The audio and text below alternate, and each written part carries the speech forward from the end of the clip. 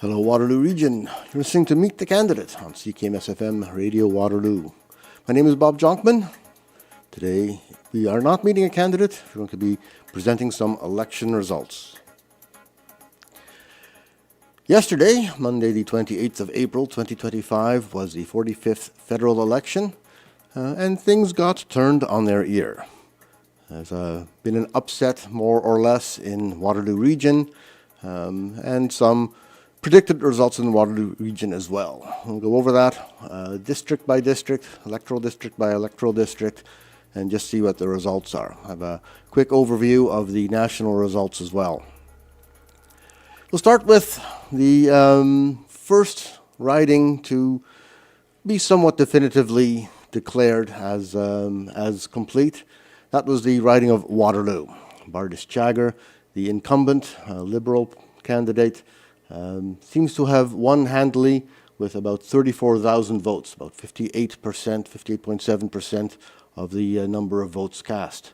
All the results are not yet in. There's still 2 ridings left to report, but with a commanding lead of well over 13,000 votes, it's unlikely to be overturned since there's only about 400 to 500 votes per polling district. Although I believe that some of the polls that are still left to report are the special ballot votes, possibly the mail-in ballots, possibly some of the military ballots. Not entirely sure where the holdup is. I do believe that Elections Canada stopped counting votes sometime during the night. It's a long and exhausting process. Election workers have been on the job since 8 o'clock or so on Monday morning, and they were still at it well after 2 a.m. this morning, and all the people at CKMS-FM went home for the evening. So it's unlikely that the Liberal candidate will be overturned with the last 2 remaining polls. Bardish Chagger, congratulations for being re-elected in the region of Waterloo. In other election results, we'll start at the top of the list here with Kitchener South Hespeler. That was a turnover. Valerie Bradford, the incumbent, lost that battle to Matt Strauss, the Conservative candidate, who won by with 28,555 votes to Valerie Bradford's 27,407. So a little bit over 1,000 vote difference. Neither of them gained a majority. It was a 48% win for Matt Strauss, indicating that there was some possible vote splitting taking place there. The NDP, Lauren Bruce, received only 1,791 votes. There's still at least one poll remaining to be counted, but with a commanding lead of 1,000 votes, it's unlikely that Matt Strauss will be overturned as well. So congratulations to Matt Strauss, the new MP for the Conservative Party in the riding of Kitchener South Hespeler. In Cambridge as well, there was a turnover. Connie Cody won in the Cambridge riding, the Conservative candidate, with 31,580 votes, ousting incumbent Liberal Brian May, who gained 30,003 votes. So again, about 1,500 votes different there, and only one poll remaining to be counted for the Cambridge riding. So congratulations to Connie Cody, the Conservative candidate. And then a couple of the more interesting ridings. The Kitchener-Conestoga riding has one poll left to be counted. The results there are exceptionally close. That's a historically close riding, and Tim Lewis first won the election there in 2019. It was a squeaker of a race with maybe 250 votes difference. In 2021, there's about 700 votes difference. Today, in 2025, Kitchener-Conestoga has 29,588 votes for Tim Lewis, with 29,217 votes for Doug Trelevin. So there's about 300 odd votes difference in the count there, with only one riding left to be counted. It's again somewhat unlikely, but still possible that Tim Lewis may get ousted there from the lead that he's held overnight. Of course, in all of these ridings and with all election results, the results are cast at the end of the voting period, which was in Ontario 9:30 p.m. When I say that the race is still on, it's just the counting of the ballots that really is still on. The race was completely decided and cast by all the ballots at 9:30 p.m. On the day of the election. But there are still ballots to be counted, and so to us sports-minded people, or to people with a sense of competition at all, it seems like the race is still on. We'll see how that comes out in the next day or so. The 2019 election took well over 24 hours to come up with a definitive result for Kitchener-Conestoga. That may be the same today. And then the Kitchener Centre riding, in something that I would consider a large upset. The incumbent, Mike Morris, was ousted by Conservative candidate Kelly DeRitter. Kelly DeRitter gained 20,013 votes compared to Mike Morris's 19,590 votes. So 420 votes or so difference between the two candidates. The interesting thing there is that Brian Adeba also gained about 17,000 votes. For the longest time during the counting last night, it seemed that this was going to be a three-way split.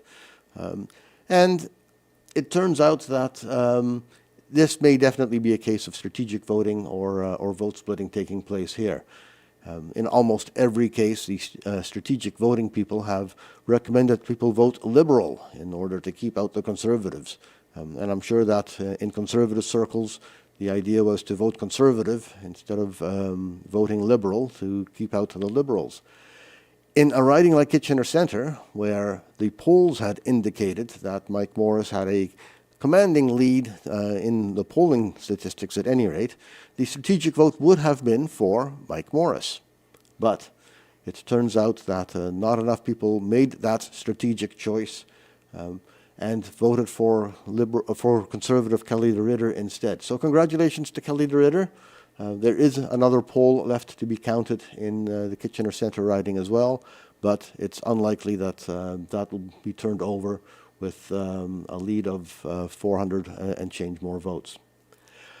Overall, Canada-wide, we would think that the Liberals had the polls had the Liberals coming out with a majority win, but that turns out not to have been the case. They gained a total of 168 seats across Canada, possibly up or down by another seat or two, depending on the other close election results that are taking place across Canada. 168 seats is 49% of the seats. The Conservative came in as the opposition with 144 seats, or 42%.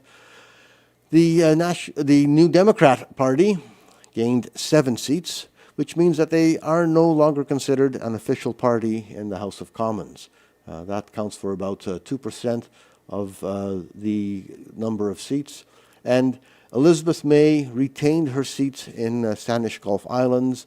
So we have one Green Party candidate, one Green Party MP sitting in the House of Commons for the 45th Parliament. Voter turnout has been really high across Canada. The cross-Canada results are about 67% voter turnout, much, much higher than we've seen in the last few elections. And that continued to be the case across the region of Waterloo as well, where we saw a high voter turnout of about 75% in the Kitchener-Conestoga riding. So for all the voters, that's a reasonably well done job. You have come out to vote. Could have had a few more votes coming out, and that may have tipped the balance in many cases. It is still the case that the do not votes, the people who did not cast a ballot, would have been the deciding factor in many of the ridings, considering that they were only separated, the first place and the second place candidates only separated by about 1,000 votes. 25% of a typical riding is in the order of about 3,000 votes or so, 75,000 voters in a typical riding across Waterloo Region. So that means that had more people come out to vote, the results might have been different. I'll be back in a few minutes with the complete rundown for all the candidates in all the ridings. for the moment. We'll take a brief little break and be back in a few minutes.